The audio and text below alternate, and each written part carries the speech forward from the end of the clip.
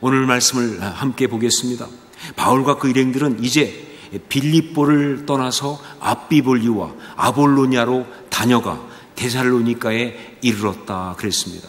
자, 그런데 여기서 이 다녀가라는 말, 이 말이 우리가 들을 때는 그 어떤 앞비볼리나 아볼로냐를 다 들려서 방문하고 그렇게 간 것처럼 그렇게 해석할 수 있지만 사실은 그 뜻이 아니에요. 이것은요, 정확히 말하면 통과하여 그 뜻입니다. 그래서 영어 성경도 보면 pass through라는 표현을 썼어요. 그냥 통과한 거예요. 성경에 정확히 그렇게 묘사된 것은 아니지만 이 표현의 뉘앙스로 볼 때 이 빌립보에서 이 데살로니가까지 직선거리로 200km예요. 그 200km의 거리를 쉬지 않고 갔다, 그런 뜻이죠. 더구나 직선거리로 200km니까 이렇게 꼬불꼬불 가게 되면요 300km도 넘는다고 봐야 되는 거예요. 자, 그런데 그 도중에 다른 도시가 없는 것도 아니고 앞비볼리라든가 아볼로냐 같은 소도시가 있음에도 불구하고 거기를 그냥 통과해서 데살로니가까지 그 먼 길을 쉬지 않고 단번에 달려갔다, 그러는 거예요. 왜 그랬을까요? 왜 그렇게 했을까요? 여기에 대해서 캠벨 몰간이라고 하는 영국의 유명한 강해 설교 대가가 이렇게 말했습니다. 왜냐하면 성령이 인도하시니까. 뭐 그러면 더 이상 할 말이 없죠. 성령이 인도하셨다 그러면 뭐 할 말이 없어요. 자, 그런데 여러분, 성령께서는요, 그럼 왜 그렇게 인도하셨을까요? 여러분, 우리가 아는 것처럼 성령님은요, 우리를 완전히 무의식 상태로 만들어 놓고 그리고 인도하는 분이 아니잖아요. 그러니까 성령께서 인도하신 것이 맞다 할지라도 그 인도함을 받는 사람이 분명히 그들이 납득할 만한, 그들이 수용할 만한 이유가 있었을 것이다 하는 거예요. 자, 그 이유가 뭐냐 하는 거예요. 왜 그랬을까요? 하나님 말씀을 전하기 위하여. 이 전도자들에게 있어서 오직 달려가는 이유가 있다고 한다면 하나님 말씀을 전하기 위하여 달려가는 거예요. 여기도 마찬가지입니다. 그렇게 쉬지 않고 200km를 달려서, 아니 300km 달려서 데살로니가까지 간 이유는요, 거기에 회당이 있고 바로 그 회당에서 말씀을 전할 수 있기 때문에 그랬던 것이다. 톨스토이가 쓴 작품들, 톨스토이는 러시아 유명한 문호 아닙니까? 이 톨스토이가 쓴 작품이 참 많은데 그 작품들 가운데 제가 개인적으로 가장 좋아하는 것은요, 이 톨스토이 단편선이라고 하는 이 단편 모음집, 그걸 제가 제일 좋아합니다. 그 톨스토이의 단편들 가운데 가장 유명한 것이 뭐냐? 그것이 사람은 무엇으로 사는가라고 하는 거예요. 사람은 무엇으로 사는가 하는 이야기입니다. 구두방 종업으로 일하고 있던 천사 미하일의 이야기예요. 자, 그런데 이 이야기는요, 제목이 바로 사람은 무엇으로 사는가인데, 이 사람은 무엇으로 사는가, 이것은요, 이 이야기의 제목일 뿐만 아니라 사실은요, 톨스토이의 모든 단편들의 주제이기도 합니다. 아니, 그의 모든 작품의 주제이기도 합니다. 자, 그래서는요, 이 톨스토이의 이 아주 귀한 작품을 통해 은혜를 받고 나서 이 제목, 이 주제를 가지고 저의 목회적 현실에 적용해서 조금 바꾸어서 그렇게 질문을 한 적이 있어요. 그게 뭐냐? 사람은 무엇으로 변하는가 하는 거예요. 사람은 무엇으로 변하는가. 그래요. 목회의 궁극적 목표는요, 사람이 변하는 것, 그것입니다. 변하되 나쁘게 변하는, 변질되는 게 아니라 아름답게 변하는 것, 이게 정말 중요한 거예요. 그게 목회의 목표고 그게 우리 신앙생활의 이유가 된다는 거예요. 자, 사람은 무엇으로 변하는가? 여러분, 사람은 무엇으로 변합니까? 사람이 진짜 변하는 것은 무엇으로 가능합니까? 그 대답은 바로 말씀이죠. 말씀. 그렇습니다. 사람은 말씀으로 변합니다. 신앙생활 하면서 어떤 사람은요, 어떤 기적과 역사로 인해서 변했다고 말하는 사람이 있어요. 정말 불치병이 나왔다든가, 어떤 기적이 일어났다든가, 어떤 놀라운 일들이 일어났다든가, 바로 그런 것 때문에 내가 변했습니다. 여러분, 사실 그런 기적과 역사는요, 그에게 어떤 충격을 주어서 그를 흔들 수는 있지만 그를 진정으로 변하게 하지 않습니다. 어떤 사람은 또 이렇게 말하는 사람이 있어요. 자기가 변한 이유는 뭐냐면 정말 다른 지체들의 그 사랑과 친절 때문에, 그들이 그 사랑으로 친절로 나를 이렇게 해주니까 그래서 내가 변했다. 물론 뭐 그것도 이유가 되죠. 하지만 여러분, 그런 어떤 사랑과 친절은요, 그의 마음을 녹아지게 할 수는 있지만 진짜로 변하게는 못합니다. 여러분, 진정으로 사람이 변하는 것은 결국 뭐냐? 말씀으로 변하는 거예요. 그런 기적이, 그런 어떤 사랑이 계기가 될지 모르겠지만 결국 사람이 변하는 것은 말씀이에요. 지난 2000년 동안의 교회사를 통해서 수많은 프로그램들, 방법들, 역사들이 있었지만 여전히 사람이 변하는 가장 주된 방법은, 아니 유일한 방법은 뭐냐? 그건 말씀이었습니다. 더디긴 하지만, 비효율적인 것처럼 보일 수 있지만 그러나 언제나 말씀이 사람을 변하게 하는 거예요. 바로 그래서 신앙은요, 교회는요, 언제나 끊임없이 말씀으로 돌아와야 되는 거예요. 이것이 정말 가장 중요한 거예요. 여러분, 여기 바울의 경우를 보십시오. 바울이 빌립보에서 정말 놀라운 기적을 체험했습니다. 그렇잖아요. 귀신 들린 여자에게 귀신을 내어 쫓아주면서, 그러면서 정말 그것 때문에 이제 감옥에 들어가게 됐을 때, 그때 한밤중에 기도하고 찬송하는 가운데 지진이 났어요. 딱 때맞춰서 말이죠. 그러면서 흔들리면서 옥문이 다 열렸습니다. 엄청난 성령의 개입을 본 거예요. 자, 그런데 여러분, 보통 그렇게 성령의 역사, 기적을 체험하고 나면요, 사람들이 그다음부터 거기에 집중합니다. 그런 기적을, 그런 어떤 초자연적 역사를, 그런 은혜가 일어나기를 자꾸 바라보고 그걸 추구할 수밖에 없는데, 그런데 데살로니가로 달려가면서 바울 그 사람이 여기서 기대하고 있고, 또 데살로니가에 가서 한 건 뭐냐? 그런 기적이 아니라 봐요, 말씀이었다는 거예요. 다시 말씀으로 돌아간 거예요. 말씀에 집중한 거예요. 데살로니가에 가서 새 안식일 동안 말씀만 전했다는 거예요. 데살로니가 회당에서 새 안식일 동안 성경을 가지고 강론하면서 뜻을 풀어 증언을 했습니다. 이게 무슨 얘기냐? 가서 특히 이 회당에 가면요, 구약 성경 가운데 메시아에 대한 예언을 뽑는 거예요. 근데 그 메시아에 대한 예언 가운데 어떤 걸 얘기하냐면 바로 메시아의 고난, 이사야 53장 같은, 그리고 메시아의 부활, 이런 것을 쫙 예언들을 뽑아가지고 이야기해 줍니다.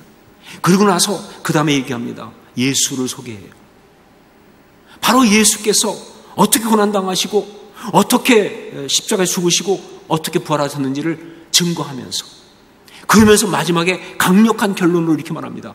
그러니까 바로 그 예수가 메시아, 즉 그리스도라고. 이건 전형적인 바울의 전도 설교의 패턴이에요. 바로 그렇게 이야기를 한 거예요. 그랬더니 그 중에 일부 유대인과 또 많은 무리의 경건한 헬라인들, 이 경건한 헬라인이란 말은 뭐냐면 신앙에 관심이 있는 헬라인입니다. 그리고 적지 않은 귀부인들, 이런 사람들이 바울과 실라를 따랐다 그랬습니다. 따랐다는 말은요, 그들이 예수를 믿었다 그것까지는 아니에요. 아직. 다만 정말 그 말씀에 관심을 가지고 그 말씀을 갖다가 받아들이려고 하면서, 그러면서 그 말씀으로 영향을 받고 있었다, 그런 이야기예요. 자, 그런데 바로 이 시점에서 가만히 있을 마귀가 아니다 하는 것이죠. 예, 제가 늘 말씀드리지만 세상에서 제일 성실한 놈이 마귀예요. 절대 가만히 있을 마귀가 아니에요. 이렇게 말씀이 증거되는데, 하나님의 사람을 통해서 말씀이 증거되는데 그걸 그냥 놔둘 마귀가 아니에요. 마귀는 여기서 하나님의 사람의 말씀을 증거하는 것을 방해하려고 공격을 하게 되는 것이죠. 우리 5절 말씀을 함께 읽겠습니다. 5절 같이 읽습니다. 그러나 유대인들은 시기하여 저자의 어떤 불량한 사람들을 데리고 떼를 지어 성을 소동하게 하여 야손의 집에 침입하여 그들을 백성에게 끌어내려고 찾았으나, 일부 유대인들은 말씀을 듣고 믿었습니다. 하지만 다른 대부분의 유대인들은요, 시기가 가득했어요. 왜? 구약 성경 갖고 말하고 있는데 그쪽은 자기들이 다 전문가 아니에요. 그러니까 교만한 마음에 시기가 가득했어요. 그래서 어떻게 했느냐? 야손이라고 하는 믿는 유대인입니다.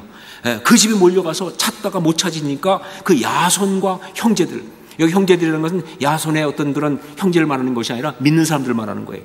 그 믿는 사람들을 다 끌고 읍장한 데 가서 고발을 한 거예요. 자, 그런데 그 고발 내용이 상당히 의미심장합니다. 우리 6절 7절 말씀을 함께 읽겠습니다. 같이 읽습니다. 발견하지 못하매 야손과 몇 형제들을 끌고 읍장들 앞에 가서 소리질러 이르되 천하를 어지럽게 하던 이 사람들이 여기도 이르매 야손이 그들을 맞아들였도다. 이 사람들이 다 가이사의 명을 거역하여 말하되 다른 임금 곧 예수라 하는 이가 있다 하더이다 하니. 여러분, 여기서 이 고발 내용을 보면서 우리가 눈여겨봐야 될 것은 뭐냐? 분명 바울과 실라가 회당에서 한 것은요, 바로 구약성경 말씀 가지고 전한 거예요. 그래서 일단 소동이 일어났는데, 그런데 그 유대인들이 가서 고발한 건 뭐냐? 바울과 실라가 가이사의 어떤 통치를 거역하고 예수라고 하는 다른 임금이 있다고 말하면서 일종의 다른 왕국을 말했다는 거예요. 정치적인 반란을 일으켰다는 거예요. 이거 어떻게 된 거냐? 그들이 거짓말하고 있는 것이냐? 바울과 실라는 전혀 그런 말 하지 않았는데, 그런데 읍장이니까 정치적으로 몰아가야만이 어떤 먹힐 것 같아서 그렇게 그들이 꾸며내고 있는 것이냐? 그렇지는 않습니다. 자, 무슨 근거로 예수를 다른 임금이라고 표현하면서 고발하고 있는가? 그건 바로 그리스도, 메시아, 그것 때문에 그래요. 여러분, 메시아라는 말, 그것은 헬라어로 번역하면 그리스도 아닙니까? 기름 부음 받은 자. 자, 그런데 그 메시아가 어떤 사람이냐? 어떻게 예언되어 있느냐? 다윗의 후손으로서 다윗 왕국을 회복하면서 구원하실 분, 그렇게 알려져 왔잖아요. 물론 영적인 분이지만, 영적인 것이지만, 바로 그걸 이용해 가지고 그래서 다른 임금이라고 그렇게 공격하고 있는 거예요. 자, 그런데 그렇다고 해도 사람들이 다 가이사의 명을 거역하여 말하되 다른 임금 곧 예수라 하는 이가 있다 하더이다 라고 말하면서 고발하는 것은 대단히 위험한, 대단히 예외적인, 아주 예민한 그런 표현이에요. 왜냐하면요, 유대인들은요, 이 메시아라는 말을 갖다가 굉장히 중요하게 생각합니다. 그리고 굉장히 예민한 단어예요. 누가 메시아다 이 말하는 것은 너무너무 민감한 얘기예요. 그렇기 때문에 잘못 고발하는 거지만 혹시 잘못해서 예수가 메시아 이렇게 말한다는 것 자체를 그들은 너무너무 힘들어해요. 그렇게 말하는 것 자체를 싫어해요. 예수가 메시아라고 말하는 거 싫어해요. 그런데 여기 다른 임금 곧 예수라는 이가 있다는 그런 표현을 썼을까? 고발하면서 말이죠. 결국 이런 결론에 도달합니다. 그들이 자기도 모르게 말했지만, 그런데 실제로 그때 어떤 나라가 그곳에 임한 것이다. 그들이 자기도 모르게 말했지만 실제로 어떤 나라가 그곳에 임한 것이다. 바울과 실라가 하나님 말씀을 전하는데, 그런데 그것이 그냥 정보나 어떤 지식으로 전달된 것이 아니라 이 말씀으로 임하면서 말이죠. 그 말씀을 받아들이는 사람이 있는 가운데 정말 자기들도 몰랐지만 어떤 나라가 그곳에 임하는 역사가 있었다는 거예요. 어떤 통치 질서가 그 가운데 임하는 역사가 있었다고 하는 거예요. 그래서 그들이 자기도 모르게 이런 식의 고발을 했다는 거예요. 그리고 성경은 바로 그들의 그 고발을 그대로 인용하면서 우리한테 너무나 중요한 메시지를 전하고 있다는 거예요. 그 나라가 바로 어떤 나라입니까? 바로 하나님의 나라죠. 그렇죠? 이게 분명한 것은요, 데살로니가 전서 2장에 처음 데살로니가에 가서 복음 전했던 이야기를 바울 사도가 하고 있는 게 나오는데, 거기 12절 보면 이렇게 나옵니다. 이는 너희를 부르사 자기 나라와 영광에 이르게 하시는 하나님께 합당히 행하게 하려 함이라. 정말 변하려고 하면요, 바로 그 세상 나라를 완전히 뒤집는 또 다른 나라가 임해야 되는 거예요. 거기에요. 하나님의 나라가 임해야 되는 거예요. 그래야 그 사람 변하는 거예요. 나라가 바뀌지 않고는요, 그 사람 안 달라집니다. 나라가 바뀌어야 되는 거예요. 개인도 마찬가지고요, 가정도 마찬가지고요, 교회도 마찬가지입니다. 이 사회도 마찬가지예요. 자, 그런데 바로 그 하나님 나라가 건설되는 것이 무엇을 통해서? 말씀을 통해서 된다는 것이죠. 말씀을 통해서 하나님 나라가 심어지고, 말씀을 통해서 하나님 나라가 세워지고, 그렇게 말씀을 통해서 하나님 나라가 완성되는 것이다. 이걸 잘 보여주는 것이 예수님께서 말씀하신 비유입니다. 마태복음 13장에 보면 씨 뿌리는 비유를 말씀하셨는데, 그런데 예수님은요, 이 마태복음 13장에서는요, 씨 뿌리는 비유를 말씀하시고 유일하게 그 비유를 해석까지 해주셨어요. 자, 그런데 그 해석을 하시면서 뭐라고 말씀하시느냐? 바로 씨는 무엇인가? 그게 바로 천국 말씀이라고 그랬어요. 그냥 말씀이 아니라 천국 말씀이에요. 무슨 이야기냐? 자, 씨가 길가와 돌짝밭과 가시덤불과 그리고 좋은 땅에 뿌려진다고 말씀하셨는데, 여러분 아시는 것처럼 그 길가 혹은 돌짝밭 혹은 가시덤불, 좋은 땅은 뭘 말합니까?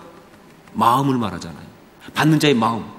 자, 그런데 거기에 뿌려진 씨는 그냥 말씀이 아니에요. 어떤 지식이 아니에요. 어떤 정보가 아니에요. 어떤 사상이 아니에요. 바로 하나님 나라라고 하는 거예요. 천국 말씀이에요. 결국 그건 뭐냐? 하나님 나라가 말씀으로 임한다는 거예요. 그게 바로 그 비유의 이야기예요. 여러분, 그렇습니다.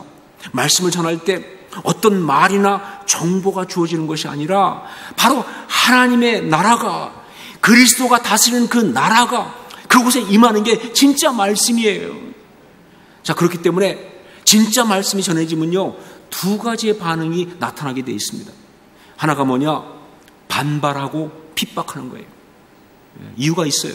그들이 말씀에 그렇게 반발하는 것은 사실은 임하시는 하나님 나라에 대하여 거부하고 있고 공격하고 있는 거기 때문에. 예. 그들은 그 말씀을 들으면서 자기도 모르게 아는 거예요. 기존의 자기 나라가 흔들리고 있다는 것을. 이게 침범당하고 있는 거예요. 세상 나라, 자기 왕국, 사단의 왕국이 흔들리고 있으니까, 그러니까 방어 모드가 발동되는 거예요. 그래서 반발하고 공격하는 거예요. 데살로니가에서 유대인들이 바로 그렇게 말씀을 거부했던 것입니다. 그래서 그들은 그러면서 하나님 나라를 거부했던 것이죠. 반면에 또 한 가지, 말씀 앞에 있는 또 하나의 반응이 뭐냐? 그 말씀을 받아들이는 거예요. 여러분, 받아들인다는 게 무슨 뜻입니까? 그것은 바로 하나님의 나라를 받아들이는 것입니다. 하나님의 통치를 받아들이는 것입니다. 하나님의 역사를 받아들이는 것입니다. 그러면서 자기 속에 하나님의 나라가 건설되어 가는 거예요. 그게 바로 하나님의 역사입니다. 그래서 사람은 말씀으로만 변할 수 있다라고 말씀드리는 거예요. 자, 그러면 구체적으로 어떻게 말씀을 통하여 하나님 나라가 임하느냐?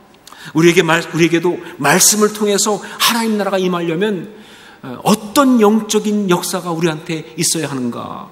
이 중요한 비밀을 알려주는 그 표현이 데살로니가에서 말씀을 전할 때 바울의 그 이야기를 소개한 성경 말씀에 딱 나와 있어요. 너무 중요한 표현이.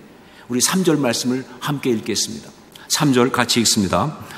뜻을 풀어 그리스도가 해를 받고 죽은 자 가운데서 다시 살아나야 할 것을 증언하고 이르되 내가 너희에게 전하는 이 예수가 곧 그리스도라 하니. 여기서 어떤 거냐면요, 바로 뜻을 풀어 이것입니다. 뜻을 풀어. 여러분, 이건 굉장히 중요한 표현이에요. 왜냐면요, 이 뜻을 풀어라는 이 표현은요, 성경에 딱 2번 나옵니다.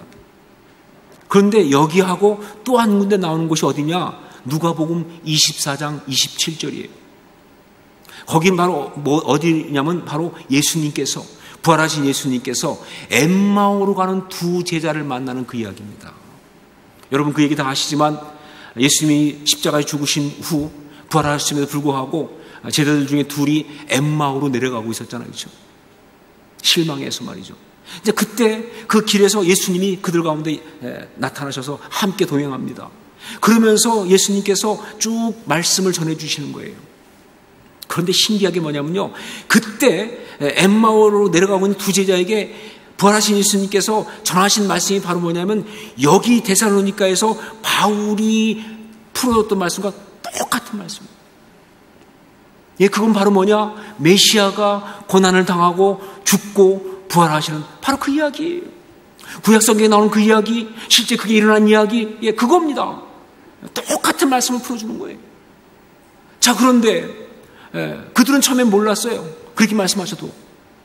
그러다가 나중에 도착해서 음식을 먹는데 주님이 그 음식을 떼어주는 순간 알아요. 아, 예수이시다. 왜냐면 이 성찬식 이게 익숙하니까 말이죠. 그런데 그런 거 알고 보니까 주님이 딱 사라지셨어요. 그 후에 그들이 이제 깨달으면서 한 말이 있습니다. 그게 뭐냐? 길에서 우리에게 말씀하시고 우리에게 성경을 풀어주실 때에 이 표현이 나오는 거예요. 우리에게 성경을 풀어주실 때에, 이게 바로 여기 데살로니가에서 나온 이 뜻을 풀어와 같은 말이에요. 그런데 이 말이 왜 중요하냐면요, 그리고 나서 그 다음에 그들이 한 말이 있기 때문에 그렇습니다. 뭐라고 말했느냐? 우리에게 성경을 풀어주실 때에 그렇게 말한 다음에 그 다음에 그들이 한 말이 뭐냐면 우리 속에서 마음이 뜨겁지 아니하더냐. 이게 중요합니다. 우리 속에서 마음이 뜨겁지 아니하더냐. 예, 그래요. 바로 이 역사가 일어나야 되는 거예요. 우리가 말씀을 들을 때 그냥 알았다고 끄떡거리면 안 돼요. 그렇구나 하고 동의한 정도가 안 됩니다. 몰랐는데 새롭게 알았네, 그 정도도 안 돼요. 예, 바로 뜻을 풀어주시는 성령의 역사 가운데서 정말 그 말씀을 들으면서 이 가슴이 뜨거워져야 되는 거예요. 이게 무슨 뜻이냐? 생명 에너지가 올라온다는 뜻이에요. 능력이 온다는 뜻입니다. 역사가 일어난다는 뜻입니다. 바로 그렇게 하나님의 나라가 세워지고 있다는 뜻이에요. 여러분, 이게 중요한 거예요. 말씀을 들으면서 말씀으로 세상과 죄와 마귀를 이기는 그런 사람, 그런 인생, 전 그것이 여러분일 수 있기를, 제가 될 수 있기를 주의 이름으로 축원합니다. 바로 그 순간 그에겐 하나님 나라가 세워지고 있는 거예요. 그는 하나님 나라에 속한 사람입니다. 누가 그 사람을 이길 수 있겠어요? 그는 이 땅에 속한 사람 아니에요. 하나님이 다스리시니까. 정말 지금 교회가 이런 상황 속에서 아주 교활하게 공격을 받고 어려움을 겪고 있는 이유는요, 바로 교회가 하나님의 나라이기 때문에 그렇습니다. 우리의 신앙이 바로 하나님의 나라를 이루는 것이기 때문에 그렇습니다. 우리 모두가 이 땅의 사람이 아니라 하늘의 사람들이기 때문에 그런 거예요. 바로 그렇기 때문에 지금 우리는요, 바로 말씀으로 임하시는 하나님의 나라, 그 신앙의 가장 본질적 역사로 돌아가야 돼요. 지금 그거밖에 없어요. 말씀으로 임하시는 하나님의 나라, 그 본질의 역사로 돌아가야 돼요. 이제는요, 개인적으로 말씀을 묵상하고 받아들이면서 말이죠, 그냥 내가 말씀 본다가 아니라 이 심령 가운데, 나의 이 중심 가운데 하나님의 나라가 임하시도록 해야 합니다. 그냥 말씀 보는 게 아니에요. 내가 말씀을 펼치는 순간, 내가 말씀 묵상하는 순간 바로 내 심령 가운데 하나님의 나라가 임하심을 나는 믿습니다. 고백하고 체험하실 수 있기를 주의 이름으로 축원합니다. 그래야 합니다. 여러분, 가정에서 말씀을 읽고 나누고 고백하고 선포함으로, 예, 그냥 가정에서 그냥 이런 것이 아니라 말씀을 읽고 나누고 고백하고 선포함으로 여러분, 그 가정 가운데 하나님의 나라가 임하시도록 해야 한다는 거예요. 교회는 하나님의 나라가 되어야 돼요. 그러려면요, 말씀이 선포돼야 돼요. 말씀이 있어야 돼요. 말씀이 역사하셔야 합니다. 예, 강단뿐만 아니라 모든 모임 가운데 말씀이 역사하셔야 돼요. 그래야 이게 하나님 나라죠.